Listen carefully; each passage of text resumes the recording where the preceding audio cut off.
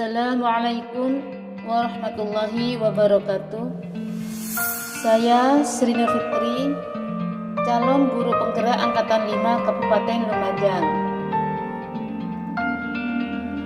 Saya akan memberikan sebuah gambaran diri sebagai guru penggerak di masa depan. Pendidik harus memiliki nilai-nilai sebagai guru penggerak, di antaranya mandiri, reflektif, kolaboratif, inovatif, dan berpihak kepada anak. Pendidik juga diupayakan menguasai 5 peran sebagai guru penggerak, di antaranya menjadi pemimpin pembelajaran, menjadi coach bagi guru lain, mendorong kolaborasi antar guru, menggerakkan komunitas praktisi, dan mewujudkan kepemimpinan murid. Lalu, akan bagaimana saya setelah 3 tahun ke depan? Apa yang bisa saya lakukan untuk anak-anak di masa depan? Seiring berjalannya waktu, zaman terus berkembang. Mau tidak mau, kita harus menghadapi semua tantangan yang disajikan dunia. Itu adalah tuntutan. Apa bekal kita untuk menghadapi zaman yang terus melaju cepat, berkembang pesat? Saat ini, Indonesia tengah mengupayakan revolusi industri 4.0 atau Society 4.0, dan di Jepang sudah memasuki era Society 5.0, di mana manusia dikelilingi dengan sistem teknologi yang sangat canggih. Pertanyaannya, sudah siapkah kita? Merupakan suatu keharusan bagi kita untuk mengikuti arus perkembangan teknologi. Bila tidak, kita akan jauh di belakang mereka. Segala pengetahuan ataupun informasi berada di genggaman tangan.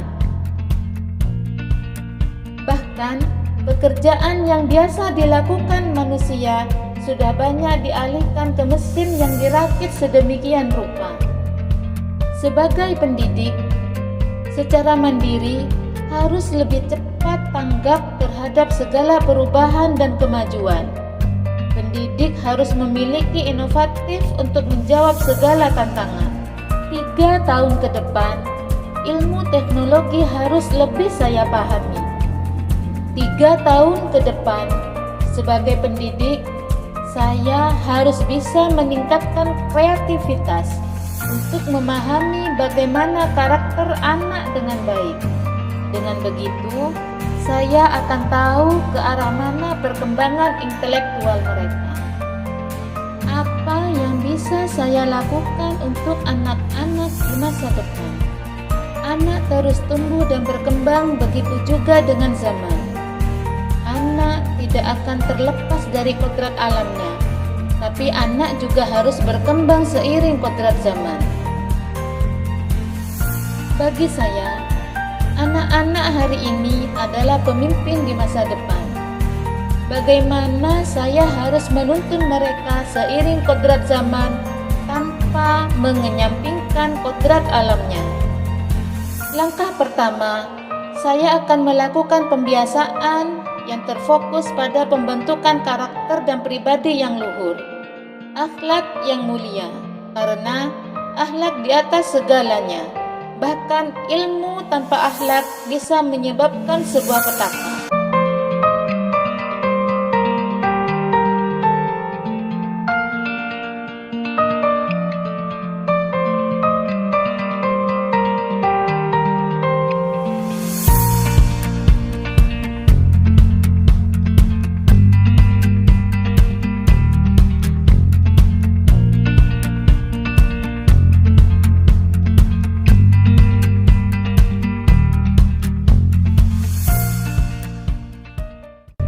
Rasulullah Shallallahu Alaihi Wasallam dalam riwayat Bukhari Muslim nomor 45 bersabda, Innama bu'ithtu liutammima makarimal akhlak. Artinya, sesungguhnya aku diutus untuk menyempurnakan akhlak mulia. Jadi akhlak lebih utama dibanding apapun, termasuk ilmu sekalipun. Mengapa langkah ini yang pertama saya tanamkan? Karena saya ingin anak didik saya bisa menghadapi tantangan masa depan dengan fondasi keimanan yang kokoh, sehingga tidak mudah goyah dan terpengaruh dengan hal-hal yang negatif. Kedua, saya harus meningkatkan kolaborasi antar rekan sejawat, kepala sekolah ataupun wali murid sebagai partner seorang pendidik. Bahkan mampu menggerakkan atau mendorong komunitas di lembaga untuk saling berkolaborasi. Saya harus membuat rancangan atau rencana khusus sebagai upaya mewujudkan profil pelajar Pancasila. Menanamkan rasa cinta terhadap agama dan tanah airnya. Secara bertahap, peran saya sebagai guru penggerak yang saat ini belum saya terapkan, maka 3 tahun ke depan sudah harus saya terapkan dengan baik dan menjadikan semuanya sebagai suatu kewajiban dan kebutuhan. Sebagaimana peran saya sebagai pemimpin pembelajaran di kelas, maka saya akan menyajikan tuntunan, bimbingan yang mudah anak pahami, menjadi figur yang baik dan dapat dijadikan teladan untuk masa depan. Karena seorang anak akan dengan mudah mencontoh apa yang mereka lihat dan apa yang mereka dengar.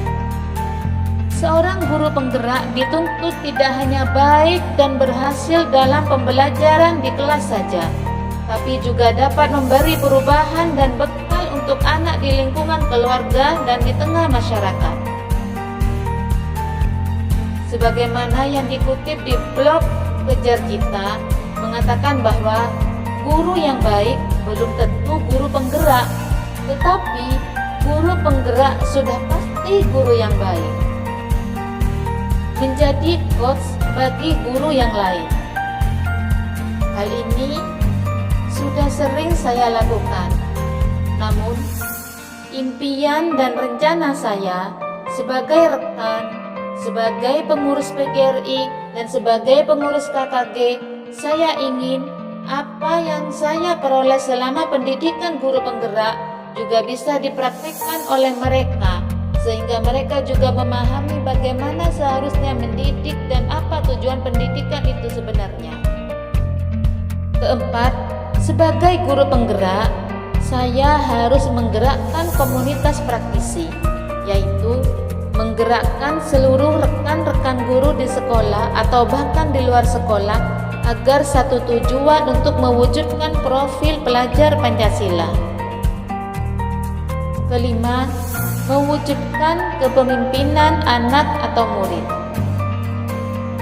Jadi, seorang guru penggerak diharapkan mampu menjadi tonggak atau cikal bakal terciptanya kepemimpinan anak di sekolah.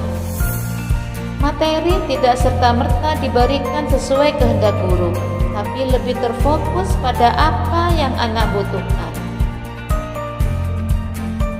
Keenam, menjadi pemimpin pembelajaran yang mendorong well-being ekosistem pendidikan di sekolah.